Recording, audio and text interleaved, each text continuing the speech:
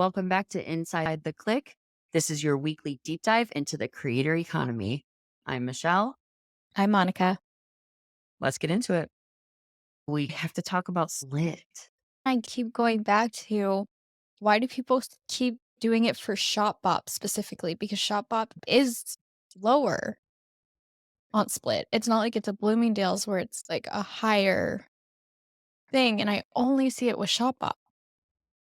Something that could be happening is maybe Shopbop is telling the influencers that if they Oh. bring people through Like offering Split a links, they're bonus. giving them extra. It's like a bonus program that they're doing on the side.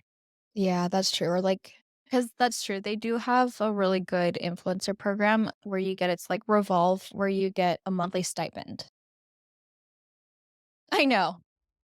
Oh It's my legit. gosh. Yeah. Wait, so if you're a part of their influencer program, you get a certain amount of money like every month to For buy the credit. stuff? I Gosh. know Courtney Kerr does it for Revolve, and then I've seen a few Dallas girls do it for Shop Up. I don't know, like, the details and all that, but I do know that they do get sent clothes. That is so cool. I know. I Man, what am know. I doing? I know, that's when I'm like, "Gosh, I really would like to have a monthly stipend to Revolve, that would be nice." You But could though. I feel like you're always posting and you have a good personality. I could. I was talking to my good friend about this because I was basically telling her I was like, "I've done it before, but I feel like it was a fluke, and then I can't do it again." And she was like, "I've never met anyone who accomplished something when they didn't believe in themselves." And like that. And I was like, "I know. I know." Oh my god, I that is just so funny. but yeah, I was like, I guess I just have to decide. I do think one of my things is I need to be doing work that is I can't just take outfit photos, and that's what I got burnt out on the most. No, I get that. Definitely. That's the negative side of it that people don't talk about a lot because it's not glamorous at all. The perks are, but the perks aren't the every day. And then there's and then that's why I started doing the coaching stuff because I was like, "Okay, I can help other people do that." And that's where I was always the most fulfilled. Was, like, Mhm. interviewing people, helping other people start their own stuff and all that, but I wouldn't be able to do, like, a true here's the picture of my outfit, here's my Abercrombie try on every single week. Yeah, that's the thing though. That's why it could be a good idea for if people aren't sure if they want to do it full time, for them to just start doing it on the side because every job, there's fun stuff and there's not fun stuff. Yeah. And also, we've talked before about just needing to be camera ready all the time, Mhm. and it just gets very exhausting. Yeah, it does. It does. But I do think that is why what we're talking about today with the new platforms that I don't think everyone should go jump on all these new platforms all at once. Like, you have to weigh if it makes sense for your audience or not. But I was thinking about how okay, so we have Substack, which is growing in popularity, Yep. and Reddit is interesting now that brands are, like, paying attention to Reddit. Hmm. But another one that I was thinking about, which is Instagram. So within Instagram, you now have the subscribers feature, and I look at the subscribers feature as its, like, own little separate thing. So it's almost what are these 3 shiny new objects? Reddit, Substack, paid subscribers on Instagram. How do you think? Because the Reddit one is really surprising Yeah, because I so would, yeah. So, how do you think that you should start to figure out what platform to branch out on? first of all, understanding your audience and if you would have to create an audience from scratch, because that's a whole endeavor in and of itself. If you're someone who doesn't even have a Reddit login. Like me, I don't even have an account, and I have to do the thing where if someone sends me something, then I have to decide if I wanna download the app. Reddit is very overwhelming to me because it's just like a whole different world, which is probably a blessing because the way I can go down rabbit holes, like, I would spend all day on Reddit probably. But so if Yes. you're someone like me who, like, doesn't even know how to access a Reddit article because you don't know if you need to download something, whatever, maybe just because you see that brands are now working with Reddit people, maybe that doesn't mean dive into that. Laneige, there was an article that says that they're putting money behind these skincare Reddits. And you read the skincare Reddits, so Yep. you know way more than me, like, how that would even work because, yeah, I guess you just throw in a link and there's probably experts within these forums. So you know what is actually funny? Are you an Um, expert in the forums? I feel like I've had different lives in Reddit. At one point, There's a whole world, it's yes, fascinating to me. yes, I found the best Game of Thrones theory on there years ago that was better than what the show ended up being. I have it favorited. I can send it to you. That's It was amazing. You so link good. it in the thing. Yeah. I'll find it and we'll put it in the show notes. But there's definitely different communities on there. There's like fitness ones and there's little pithy things where Reddit can also be pretty cruel, which There's is a lot of influencer ones where people just go to town on yes, these influencers. yes, I have seen Oof, some of those. they're brutal. Yeah. I've seen Uh, people post, like, court documents from, like, a girl's divorce and the restraining order on her husband and, like, people theorizing about it. It's wild. Those are the yeah. ones that people send me are the ones that have to do with influencers. But other than that, I can only imagine. Because it's so niche. These things are, like, so specific.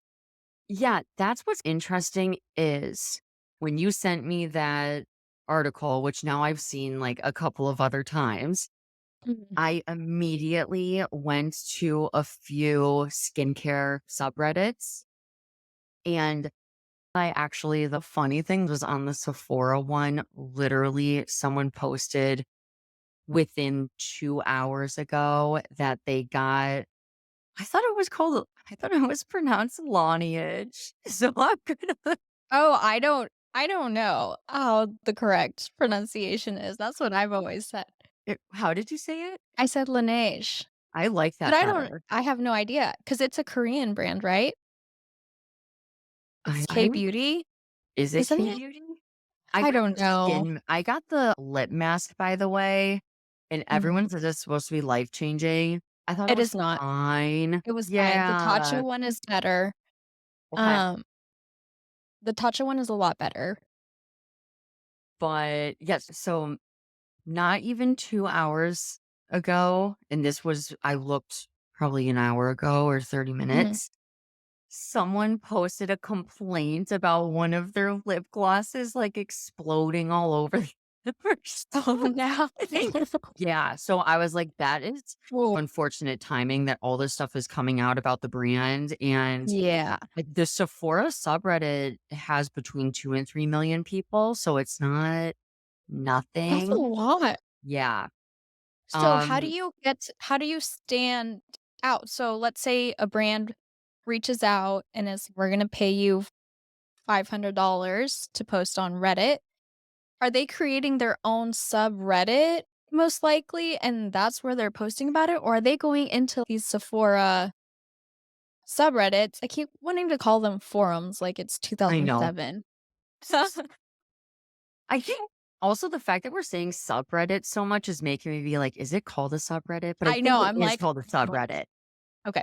Yeah, So, yes, are they, like, having people, like, who are, like, experts within these? Because 'Cause I'm guessing there's some people that you just know are always there, the leaders of the groups. Is it like Facebook groups where there could be the admins and then the kinda support people? hi so, yes, but those people need to be affiliated with, like, the Reddit owner because there are also guidelines a lot of the times where you If Wouldn't you know post by how crazy it gets. I I know, but that's because they haven't set up the rules. Oh, okay. But so that what I was doing in a lot of the different beauty subreddits was I was trying to find some posts from them because I wanted to know if it's Yeah. ads because they actually have ads in feed. So Oh, that's one thing. Or I wanted to be like, are they actually posting or are they trying to mm. get people to post for them? What was interesting about being in the Sephora one, I stayed there longer than the general beauty one because it was a little more like bashing, where how a lot of the reviews now for Sephora are incentivized. So with all these incentivized reviews, do you think that's hurting the Sephora brand because everyone now knows makeup, beauty, skincare, all that is something that you do look at reviews for? I look at reviews for that and probably shoes, trying to figure out how it fits. Those are the things I lean the most. Yeah, so I feel like a lot of that started because they wanted to make sure that people understood, like, hey, this person was paid or gifted the product or whatever Yeah. to review it. Yeah. So the intention started really well. It started good, but how it's evolved, it's how on and I only know about this because a company that I used to work at launched a book and they were all like, review it right now. Get Yeah. everyone to review it and buy it. And they gave us all like a credit card so we could, or a credit so we Like, could yeah. then buy it from Amazon and then review it. And then it became an Amazon bestseller in like the first day. It was Yeah. like ridiculous. A lot of brands are doing that now when they launch new products. Because have you seen that where sometimes it will be like, just launched, like actually Rihanna's new Fenty foundation stick. I really like it because the color Ooh. match is like Oh, good to know. divine. Yes. Okay. But I looked the other day and it wasn't even like a day on Ulta because I got it at Sephora and then Ulta got it online like a few days later and it already has 300 reviews. And I'm like, Yeah. Okay. That makes sense. I have done one incentivized review before for PetSmart. true. You love that. It What was was it? it was for a holiday blanket and bed set. So it was create a green and white blanket and bed. And so like Ralph had to pose in the bed and with the blanket. But I did. Oh, I was like, it'll last 5 seconds, but I'll do this for the dogs. They can and have yeah, a little gift. and yeah. What do you, if you're looking at a product on Sephora or Mhm. Ulta, do you pay attention to the incentivized reviews or what do you do? No, unless they have a picture. If they have a picture, then I'm like, "Okay, fine," because I'm actually seeing it with my own eyes. But if it's incentivized, no picture, no context of, like, their other things like brunette, blue eyes, whatever, then I'm just like, "I don't know what I'm doing with this. This isn't helpful." Which that's interesting because when it comes to Reddit as well, depending on how they actually execute this, it's with some of this stuff, you need to have pictures. But then sometimes with Reddit, it's just It's just you're tech. going back and forth and it's just banter. Yeah. I Huh. don't know. That'll be I find interesting. it's, I don't, I really wonder what research they did on this to be moving forward with Yeah. locking in I on that. would think that they probably are looking at their traffic and seeing the last click and seeing a lot comes from Reddit because if you think about it, conversion is probably high because if you're going through the Reddit thing about a specific makeup product, it's probably because you're already on the fence about it. And the deeper that you go reading about it, then maybe you're more likely to just be like, "Okay, I'm just gonna purchase it." Versus if you are just looking at someone's story on Instagram, you haven't invested as much time in that story because it was probably 30 seconds and you just saw them putting it on or whatever, versus sitting there reading, scrolling through in research mode. Reddit's also very good with SEO, like some, Oh, you know what I really? mean? If you're Okay. so to your point, if you're doing research, then you might find yourself on Reddit. So that because one thing that I always see about that lip mask is that it's viral, it's awesome. Yeah. So then maybe it does make sense for them to be on Reddit. And maybe that is something that if you're trying to take advantage of a viral product, that's the Mhm. platform to go on. Yeah, that's true. It's like Oh, virality stuff. Everyone just wants to be viral everywhere. I know. And had that lip stuff not gone viral, they probably wouldn't be the brand they are today. Definitely. And I do think people are starting to talk more and more about how the lip mask isn't the end all be all. And so maybe they're like needing a boost to be like, oh, shoot, people don't love this as much as they did a year ago. Right. Over the next week or so, we should keep tabs to see if we see any of this stuff. Yeah, I can take the You lead in may doing need to keep that. tabs because I'm still trying to figure out how to just open a link. I'm telling you, there is something about if you don't have the app that it almost makes it look like, and this is user error, but basically it implies that you can't move forward unless you download the app. For the longest time, I was just like, "Oh, guess I can't open it." Even though in really small print, it says continue to web.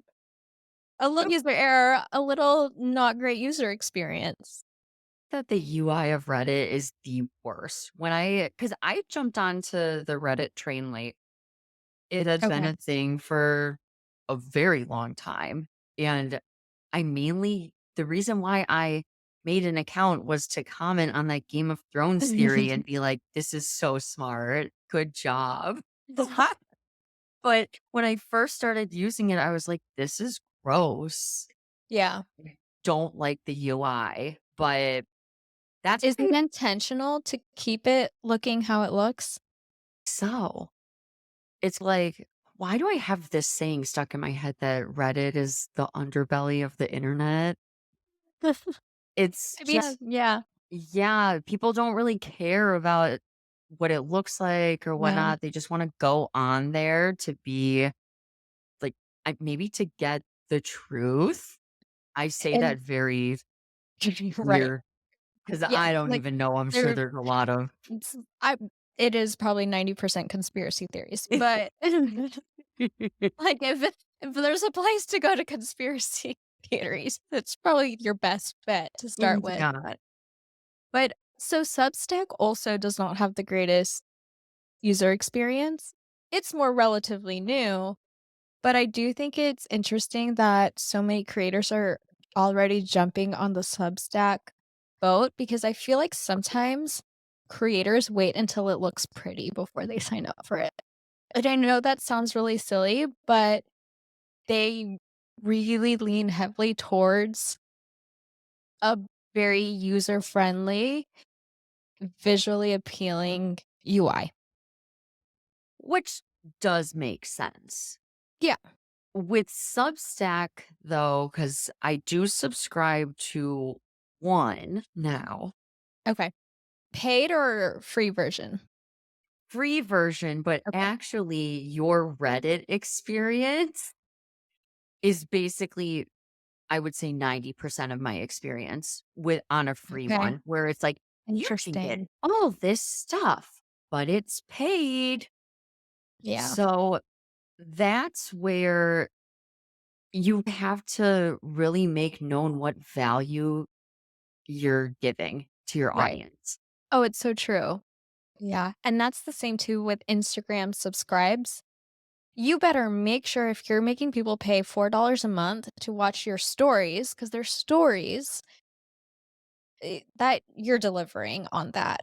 Because I don't know, maybe some people don't care about, like, the morality, ethics piece or whatever. They're just like, someone decided to pay, like, this is what they're getting. But in general, you do if you're even if you're gonna start charging people $2 for a subscription, $2 a month, you still need to be giving them something that they weren't getting before. Even outside of a morality thing, if you don't provide people something that they like, you'll only have a subscription for a month, Yeah, and people are that's gonna keep just flowing in and out of your platform. that's true. I have a friend who has been doing subscriptions, Adriana from The Age Edit, and so she's started lean heavily into it in the last 2 months. Her big thing was, "Okay, I'm getting married. I'm gonna have a lot of wedding content." And she gets people asking her every day about wedding stuff, just details, everything. So she was like, "You know what? I'm gonna put that behind the subscribers." She was charging like $2. And wedding week, everything is gonna go there. And that was compelling enough for her audience to turn into subscribers, which is amazing because it's like she understood what her audience is most curious about today. And then she put that over there as exclusive content. Yes. So that's really cool how that worked. And then what's really funny is so she's one of my best friends, but I didn't subscribe to her stories. I was just like, I told my friend Giselle who was also at the wedding, I was like, keep me updated. um, but after the wedding and now we've been back, I was like, I haven't seen her post stories very much. She has conversations with her audience through her stories. So she does a lot of story times and things like that. So a lot of times that's where I first hear about things, and I haven't really seen that. And then she did this post the other day that was like, "If you've been wondering where I am, it's not that I'm off the grid. I'm still posting here, but I'm posting the really interesting, like, story times that are more in depth, they're a little more personal, and they're over under subscribers." And I was like, "Ah, now I have to start paying you." So I signed up for her subscribers. But as we've been talking about this, there are things that are really interesting. So Instagram has made it so easy on the business side to manage subscribers. It is wild. She was telling me once you sign up, you're locked into that price you sign up. So let's say you want to test it out and you make it 99 cents. Then when you raise your prices, those early subscribers, they're locked in at 99. You're not all of a sudden being like, "Hey, I'm gonna start upcharging you," which is good for the type of content it is. And then the other piece was interesting. You can set something up so that let's say you wanna run a promo. You can toggle and say, for the next 5 people who subscribe, they get this rate that they're logged into, and then once it hits that 5, instead of her having to manually go in and change the pricing, all that, it just automatically does it. And there's so many times where things like that, you have to change your own prices and do all this. Instagram has it so set up, and then if someone cancels their subscription, it automatically offers them a lower price to get them to stay, come back, whatever, incentivizes them to stick around. That's so great. That's already built in to basically manage that financial piece for you, where all you have to worry about is giving good content to your audience. So 2 things. 1, going back to the wedding content Mm, and sharing that and whatnot, outside of knowing what her audience wanted and just being able to get a pulse on that, it was also something that she was going through personally mhm, and that she enjoyed doing. Yeah. Because you also don't want to be in a situation where you're like, okay, my audience loves seeing these morning selfies and you hate taking them. But then you're like, this is content that they like. So I guess I'm doing it. And as you start to do more and more of those things, it can snowball into just not enjoying it at all. Yeah. So that's one thing. Agree. Agree. The second thing is when it comes to some of the business stuff that Instagram's taking care of, which, yes, that is awesome. Being able to find tools like that where, yes, you don't think it's a big deal. Like, okay, you're going to think about a retention program for if people try to leave, or you're going to lock people in, or you're going to have to go in and enter all the pricing. It's little things like that, similar with the stuff that you don't enjoy doing. It Anytime you can give yourself some shortcuts and just remove some of the businessy stuff if you don't like that, or even just admin. Like if Yeah. you're doing 20 different things and you have to shoot for 4 different campaigns and post your affiliate stuff, and then you're thinking about content themes for the week, you're not going to want to remember, oh, yeah, okay. So right now my email or my Substack is $5 a month. That's right. I wanted to increase it to 7. Yeah. Like, And what I really am intrigued about with Substack, I only have a login. I haven't done anything with it, but I like how it becomes your blog. It's your email list because it's also a newsletter. And then there's a podcast section. And then, yeah. And then, of course, then you have your paid member tiers or whatever. And as I'm looking at this and like thinking about this for like my own stuff, I'm like, okay, so I wouldn't have to pay for my Mailchimp subscription anymore. My newsletter and my actual blog would be under the same platform. They're hosting so much all in one, and I don't know what the pricing structure looks like if you're like trying to use all their features. But I do wonder, does it also lessen the barrier to entry if you're new and you don't have a lot to spend on all these tools? Because, for example, I'm working on a capsule wardrobe PDF right now, and I've already created the first piece, and it's going to be free. But in order to have the funnel be how I want it to be in MailChimp, I have to upgrade to one of the paid tiers. So then it's, do I really want to pay for something that I'm just offering for free? And yes, like it has affiliate links, so it'll generate something. But something like Substack, where I can just have my whole world live there, is very intriguing to me. Now, I yes, don't know the ease of use, again, the payment structure, all of that. But at initial glance, even at their website, how it's move your blog to Substack, because then you have all of this here too. I'm intrigued. it's something to think about. So when debating what platform you should dive into, a couple of things.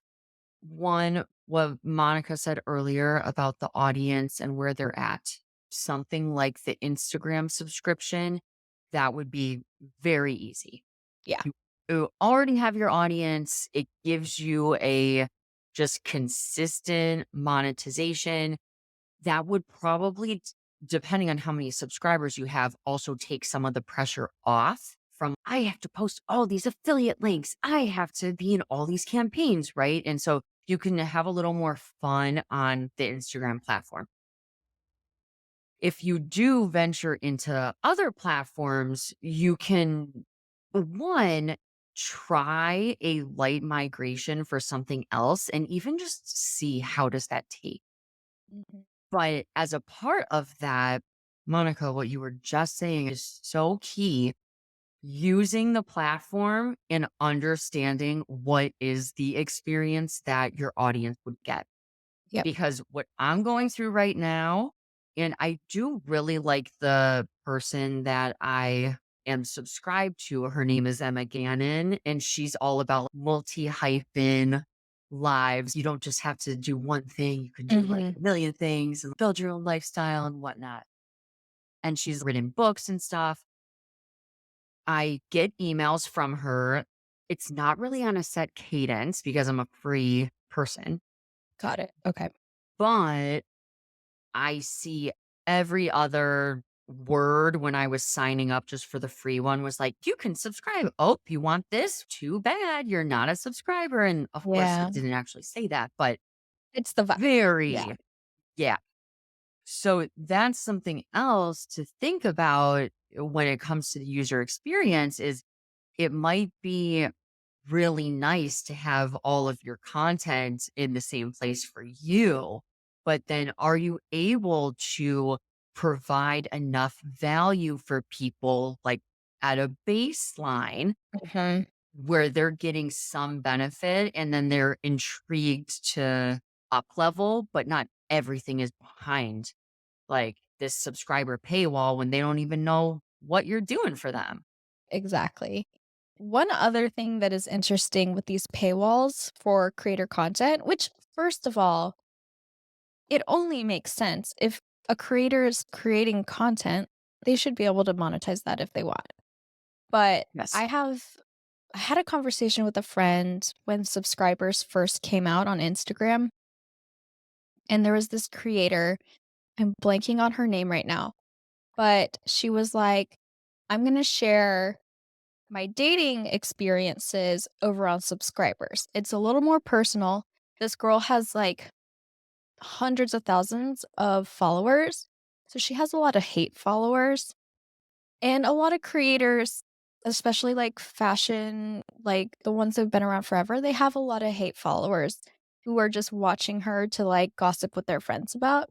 So she was like, I'm just going to put that there behind the paywall because that's where I know it's like the people who are following me because they want to be a part of this journey with me and aren't going to be sending horrible messages all day being like, you are no wonder you're single, blah, blah, blah. Mm. That's and so my friend was saying, "That's so ridiculous that she's putting it behind a paywall because her job as a creator to give us content and to share her life." And I was like, she doesn't owe you one detail of her life. She gets to choose what she shares, how she shares it." And she was like, "No, when you become a creator, you that's it's like being a celebrity. You're signing yourself up to sharing your whole life with the world." I was like, "I disagree with that so much." One of the most empowering parts of being a creator is that you do get to control your own narrative, Yes. and celebrities don't get to do that. Yep. You know what I just thought of? I'm sure that this is going to happen, but there should be a branded feature where brands can pay for a certain number of subscribers or something at a certain rate. And or essentially they're sponsoring the Yeah, subscription for that's like really interesting. a week, right? For example, with Adriana with the wedding, what if I saw her dress was from David's Bridal Yes, I was or literally what? just what if David's bridal? No, but what if David's Bridal literally sponsored just for the wedding day and there was like a watermark or Oh something my gosh, that that would be so cool.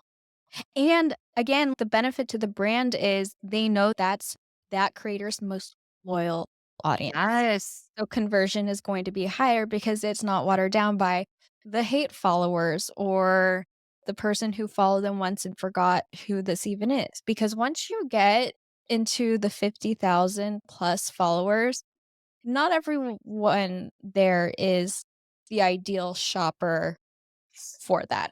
And I feel like sometimes brands don't realize that. A lot of times brands' expectations are they have 50,000 followers, so I'm gonna expect X amount conversion, not taking into account again, like, I know some girls who I'm starting to think their primary audience is almost the hate followers because and sometimes it's gotten so out of hand that now when someone accidentally sends a DM to that person instead of to their friend to talk shit, they now post it on their stories with the person.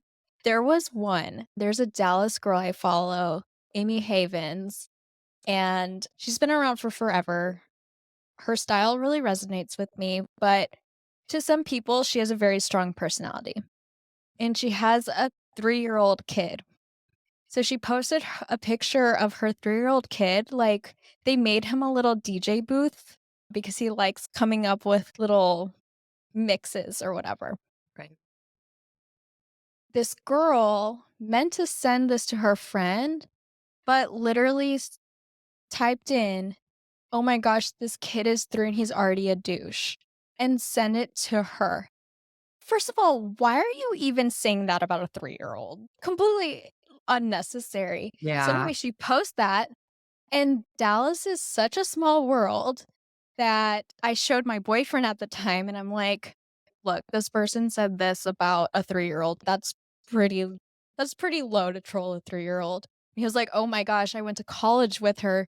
She's best friends with so-and-s," and this girl was, like, in his, like, secondary group of friends from college, so it was, like, his core group and then, like, the outside group, and I was just like and this girl just got blasted to 40,000 people who are mostly Dallas people, so it's I personally think it's okay that she shared that because I don't think that you should be able to troll, say online bully, all of that because you think you're behind social media and Yeah. that there should be accountability. I know some people, when she does stuff like that, they're like, "You shouldn't be, like, sharing who said these mean things," but I'm like, "No," especially if they're coming after your kid. Yeah. But that's one reason why Reddit can get away Yeah, with that yeah, because a lot of the people there are just like anonymous, blah, blah, blah. And there's no photos and it's just like yeah. they're like little alien guys or whatever. Exactly. So, Yeah. But yeah, too, it's especially if you are charging to pay for the content, so let's say the subscribers, then you get even more power to be like, "I'm gonna post what I post about." Y that and do it in a safer space in a way. You're creating a safer space where I would be very concerned if someone hate follows someone and pays to the subscription because they're so obsessed with gossiping about them. you know, I'm sure it happens, but yes, it probably lessens the yes. thing. Yeah. It's wild that there's even a term hate follow.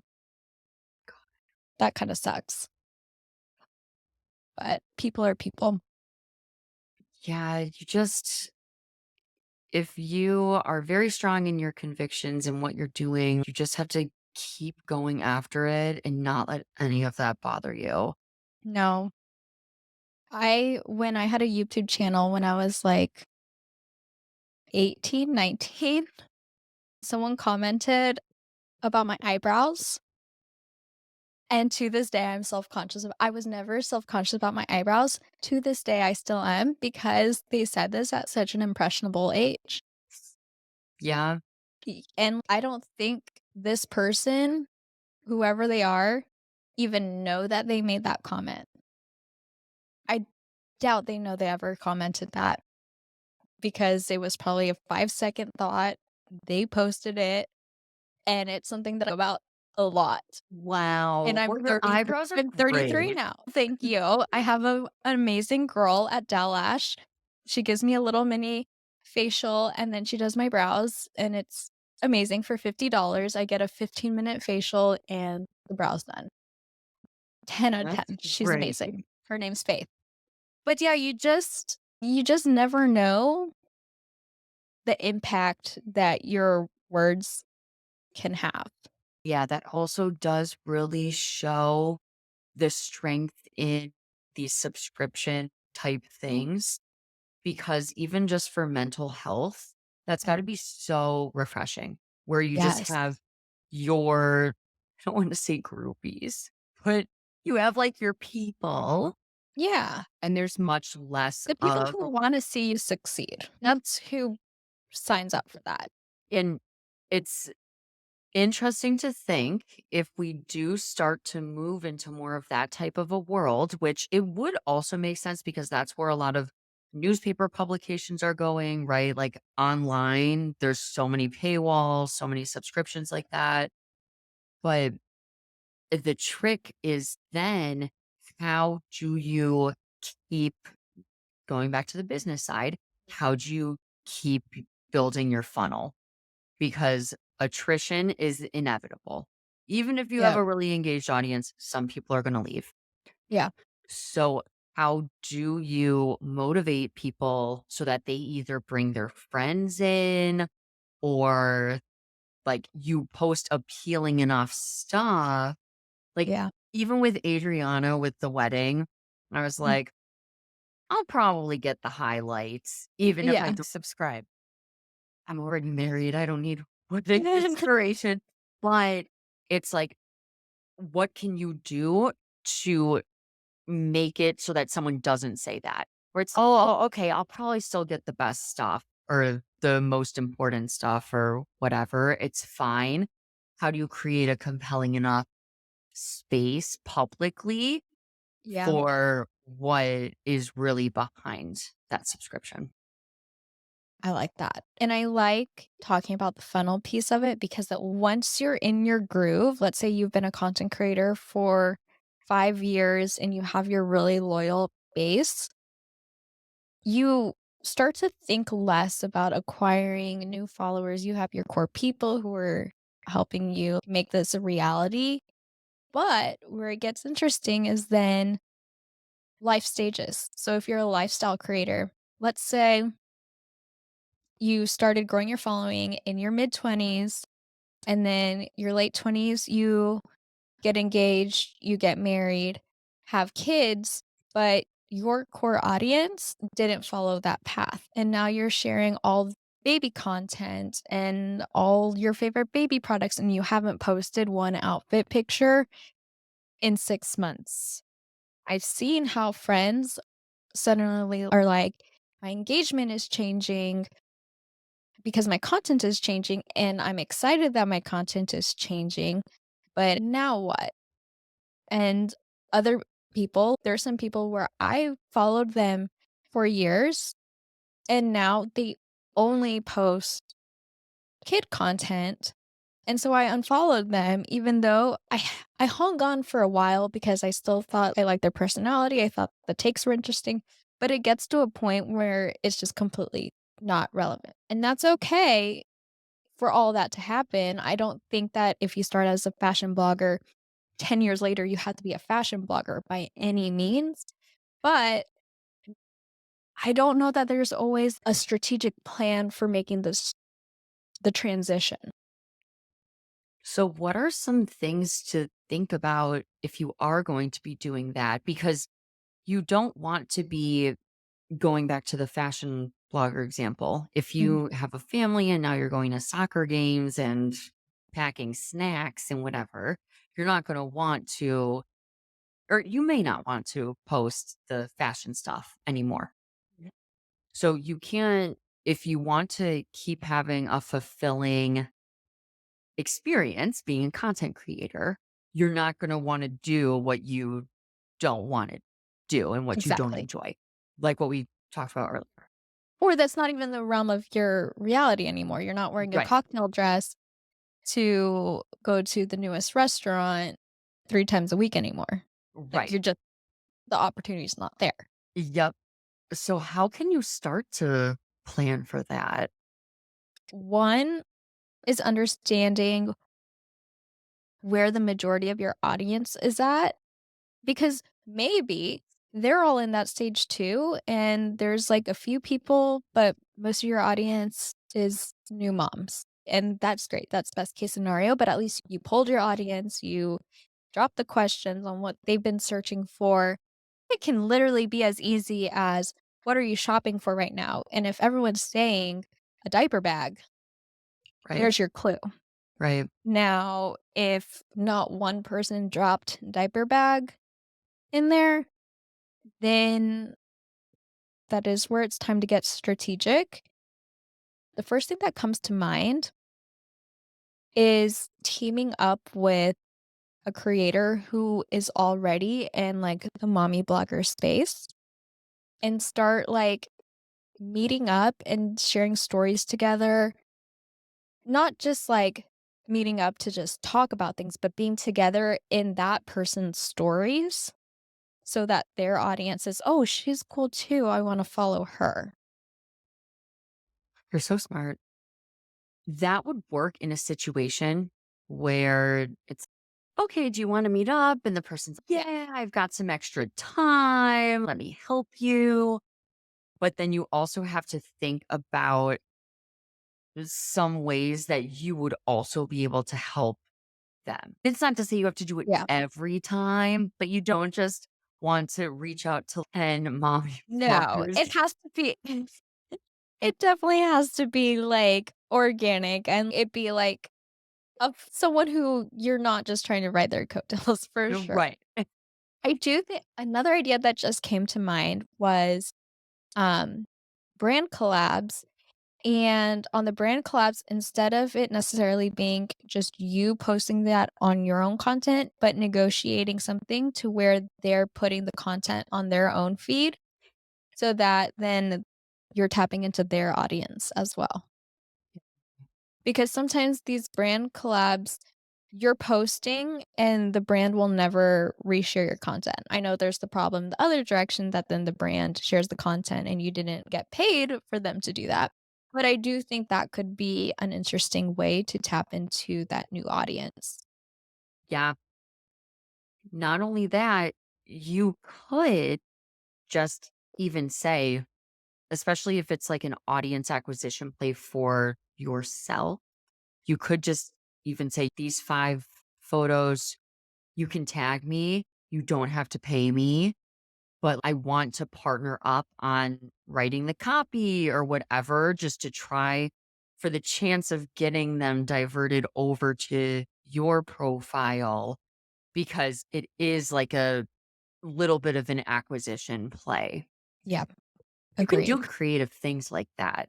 Yeah, I like that a lot because I also really just like this as a reminder that it's okay to pivot your content and that you don't have to be an XYZ creator the rest of your life. You can be a fashion creator and now go into your DIY era. That's okay. So many people are like, this is what you are, this is what you know converts, so this is what you're married to. And I don't think that has to be the case. And sometimes some people really blow up after they pivot because that's where like their energy is and that's what they're excited about and people feel that. Taylor Swift, right? Started in country and Yep. then totally switched. But the thing with this industry, though, is you do need to put a little more planning into it Mhm. because it is human behavior that you're trying to influence. Yep. So that's going to take a while longer because you're not going to just be like, everyone, let's migrate. Yeah. Bring your parent friends here. Let's go. They're going to be like, what the heck? It Exactly. has Yeah. to invoke some sort of reaction, and people have to be interested in what you're doing. And so you should really think about long term, what are you thinking? And not to say that's where you absolutely have to end up, but you have to have where you want to go, where you are now, and then start peppering in some of that content. And I was also Yep. thinking with polling the audience, you can ask, yes, what are you shopping for lately? You can also make it a little more relevant, especially coming up on holidays, and be like, who are you buying holiday gifts for? Yeah. And Oh, that's good. if people say, oh, my friends or whatever, you're gonna be like, okay, Coworkers. that's Yeah. yes, that's one thing. But if it's like my kids, my Yeah. husband, that's gonna be different. Exactly. Oh, Their teacher, things like that. yes. Teacher gifts. I'm like, a teacher gift has never crossed my mind. But some people are like, "I'm so stressed of what to gift the teacher because they Yes. already have so many candles," or like something like my They have mom so many apples. my mom was a teacher my mom was a teacher, and literally, she has a closet at the house. She retired 2 years ago. She still has a closet at the house that is literally candles because over the last Wow. 30 years. She never has to buy Yep. another candle, No, she doesn't, and then ever. she'll give me some so that I can regift them, and it's like the easy it's the easiest thing in the world. It's just like, the candle gift closet. That's great. That's awesome. Alright, speaking of holiday, next episode should be, like, the holiday prep episode.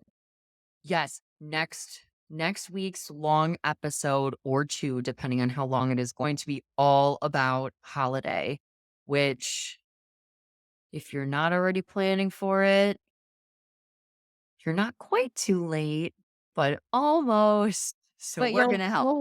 you'll wanna listen to the episode. Alright, thank y'all for listening. As a reminder, podcast episodes, like the full ones, are out every Tuesday. On Wednesdays, we break down the word of the week, our little creator dictionary that we're creating. And then on Fridays, we are sharing Five on Friday, which is what's going on in the influencer marketing space in under 5 minutes. Thank y'all for listening. Don't forget to subscribe, rate, review if you're new here, and we appreciate you. See you guys later.